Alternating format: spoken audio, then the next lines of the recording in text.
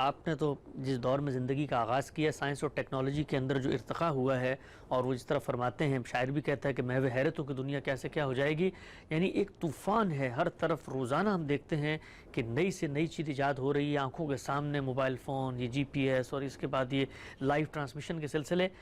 آپ کو کیا لگتا ہے کہ اللہ تعالیٰ نے جو ظاہری بات ہے دنیا کی ایک اسکیم بنائی ہے، کنویئر بیلٹ پہ وقت کے ساتھ ساتھ ہم آگے بڑھ رہے ہیں، یہ جو ایکسپلوژن ہوا ہے انفارمیشن ٹیکنالوجی کا، یہ خدا کی اسکیم میں کہیں قرب قیامت کی کوئی علامت ہے؟ چونکہ ہر چیز کھل گئی ہے لوگوں کے سامنے، ہر آدمی اپنی بات کا ابلاغ پوری طریقے سے کر سکتا ہے، یہ نہیں ہے کہ کوئی بھی شخص محروم رہ گیا کسی نقطہ نظر سے.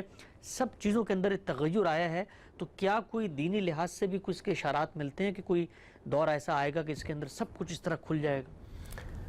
یہ بات اس اسلوب میں تو نہیں کہی گئی، لیکن آپ کہہ سکتے ہیں کہ جو علامات عام طور پر بیان کی جاتی ہیں ان میں کچھ اس کی جھلک آپ کو محسوس ہوتی ہے. اچھا. اور ہو سکتا ہے کہ بعض تمثیلات کو جب ہم اس طریقے سے دیکھیں تو ان کے نئے مفاہیم پر ہم پر واضح ہو جائیں. تاہم ایک اصولی بات سمجھ لینی چاہیے، اور وہ یہ کہ انسان کو پیدا کیا گیا ہے، انسان اللہ کی مخلوق ہے اور ایک شاہکار ہے، اس کو شعور دیا گیا ہے، اس کے اندر بڑی صلاحیتیں رکھی گئی ہیں، ان صلاحیتوں کا ظہور ہونا ہے. یعنی یہ تو نہیں ہو سکتا نا کہ اس کائنات کے خالق نے آپ کے اندر امکانات رکھے ہوں اور پھر وہ بالکوا ہی رہ جائیں. ان امکانات کو باہر آنا ہے، بالفعل وجود میں آنا ہے. جب وہ بالفعل وجود میں آئیں گے تو جو امکانات رکھے گئے ہیں وہ ایسے ہی حیرت انگیز ہوں گے. اس سے پہلے بھی اگر انسان نے کوئی ایجادات کی ہیں تو وہ اسی طریقے سے حیرت افزا تھیں، ایک کے بعد دوسری، دوسری کے بعد تیسری. ہو سکتا ہے مستقبل میں اس سے بھی زیادہ مجھے اور آپ کو اور انسانوں کو حیرت میں ڈالنے والی چیزیں وجود میں آ جائیں. جتنے امکانات انسان کے اندر ہیں، بظاہر تو عقل یہی کہتی ہے کہ ان سب کا ظہور ہو جائے گا جس دن، تو اللہ تعالیٰ کی طرف سے اسکیم بھی پوری ہو جائے گی اور پھر دنیا کو ختم ہونا ہے. دنیا کے ختم ہونے کی کچھ علامتیں مقرر کی گئی ہیں، وہ بظاہر لگتا ہے کہ پوری ہو رہی ہیں. ان میں خاص طور پر قرب قیامت کی جو 2 علامتیں ہیں وہ تو ہماری آنکھوں کے سامنے اس وقت پوری ہو چکی ہیں، اور باقی علامات کے بارے میں بھی آثار محسوس ہو رہے ہیں. اور پیغمبروں نے بھی یہی بتایا ہے، اور رسالت مآب صلی اللہ علیہ وسلم نے تو خاص طور پر کہا ہے کہ میرا زمانہ اور قیامت ایسے ہی ہے جیسے 2 انگلیاں ساتھ ساتھ ہیں. تو یہ وقت اب آنے والا ہے، اس کی بہت سی چیزیں اس وقت ہمارے سامنے ہیں. یاجوج و ماجوج کے خروج کو خود قرآن نے علامت قرار دیا ہے. ہم اس موضوع پر بہت تفصیلی گفتگویں بھی کر چکے ہیں.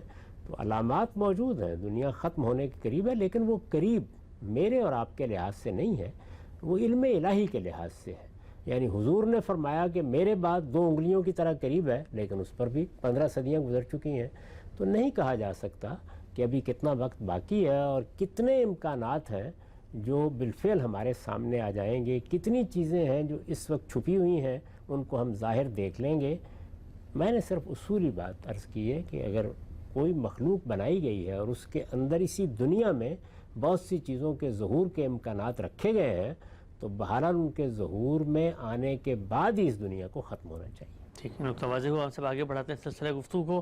آپ کے علم میں ہے آج کل پاکستان کے اندر جو معاشی صورتحال ہے اور روپے کی جو ویلیو ہے، قدر ہے، وہ روز بروز گر رہی ہے.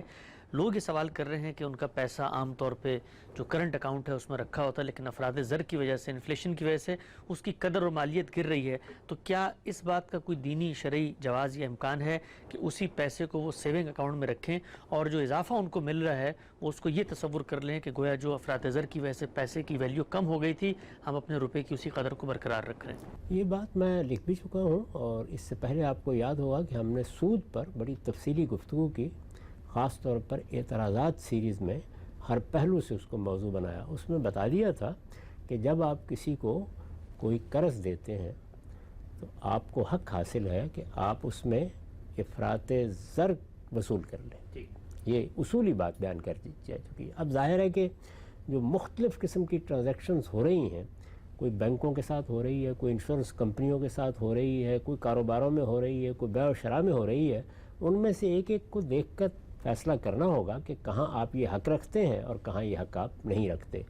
بظاہر بینکوں کا جو کاروبار ہے وہ چونکہ زیادہ تر سودی کاروبار ہے، اس میں جو کچھ بھی آپ لیں گے وہ ان کا کمایا ہوا ہوگا. تو اس میں محتاط مسلمان کوشش کرتے ہیں کہ وہ اس سے بچ کر رہیں. تاہم کوئی شخص اس طرح کی کوئی تعویل کرنا چاہے تو اس کا ایک محل ہے، ایک موقع ہے. اصول میں یہ بات درست ہے کہ اگر آپ نے کسی کو قرض دیا ہے تو آپ دونوں طریقے اختیار کر سکتے ہیں. قرض ویسے تو تبرع اور نیکی کا ایک کام ہے. اچھی بات تو یہی ہے کہ آپ نے قرض دیا ہے تو اس کو ایک نیکی سمجھیں. بینکوں میں جو آپ روپیہ رکھتے ہیں کیا یہ اس نوعیت کا قرض ہے؟ ظاہر ہے کہ ہرگز نہیں. اگر یہ اس نوعیت کا نہیں ہے تو اس میں آپ کے بہت سے دوسری نوعیت کے حقوق قائم ہو جاتے ہیں. میں نے اس سے پہلے بھی عرض کیا تھا کہ اگر کچھ لوگ یہ روپیہ لے کے جو ان کو ملتا ہے وہ دوسروں کو دے دیں تو یہ بھی ایک اچھی صورت ہوگی. اور اگر کوئی شخص یہ تعویل کرتا ہے کہ میرے پیسے میں تو اتنی کمی ویسے ہی ہو جاتی ہے جو میں نے آپ کے سپرد کیا ہوا تھا، میں اس کے بقدر یا اس کے برابر اپنے آپ کو حقدار سمجھتا ہوں، تو یہ ایک پہلو ہے جس کو کوئی شخص اختیار کر سکتا ہے. تاہم محتاط مسلمانوں کا جو طریقہ اس سے پہلے رہا ہے میں اس کو پسند کرتا ہوں. ٹھیک ہے صاحب، واضح وہ نقطہ آگے بڑھاتے ہیں سلسلہ گفتگو. اچھا عام صاحب، یہ آپ کے علم میں ہوگا ڈالر کی جو قدر ہے اس میں اضافہ ہو رہا ہے. ڈالر تو خیر وہی ہے، روپے کی قدر میں بہت کمی ہو رہی ہے. بہت سارے لوگوں نے بات پوچھی، لین دین زبانی ہوتا ہے ہمارے، آپ کو پتہ ہے کلچر میں. اب لوگ یہی سوچ رہے تھے کہ جی ہم نے کسی نے ڈالر قرض میں لیے ہوئے ہیں تو جو روپے اس وقت اس کے برابر تھے ہم نے وہی ادا کرنے ہیں.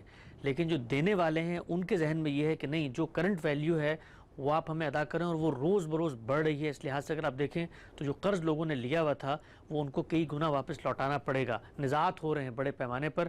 تو اس میں کیا چیز فیصلہ کن ہوگی؟ اگر کوئی چیز لکھی بھی موجود نہیں ہے اور میں نے آپ سے اعتماد میں ڈالر لے لیے ہیں تو کیا مجھے اب آج کی رقم کے لحاظ سے روپے واپس کرنے ہیں یا جو اس وقت تھے وہی واپس کرنے جو آپ نے لیا ہے وہی واپس کریں گے. ڈالر لیا ہے تو ڈالر واپس کریں، روپیہ لیا ہے تو روپیہ واپس لیکن ڈالر لے کے کہا تھا کہ روپے واپس کرنے ہیں تو کس زمانے کے لحاظ سے ریٹ ایڈجسٹ ہوگا؟ اگر آپ نے یہ کہا تھا کہ میں نے ڈالر لیے ہیں لیکن میں روپوں میں واپس کروں گا تو پھر آپ کو واضح کرنا چاہیے تھا اس موقع کے اوپر کہ آپ کس شرح کے ساتھ واپس کریں گے.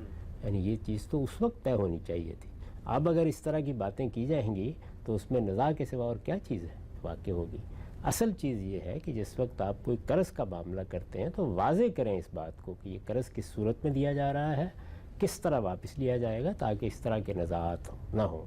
یہی وجہ ہے کہ اللہ تعالیٰ نے اپنی کتاب میں اس بات کا پابند کیا کہ قرض کے معاملات لکھے جائیں گے اور بڑی احتیاط کے ساتھ لکھے جائیں گے.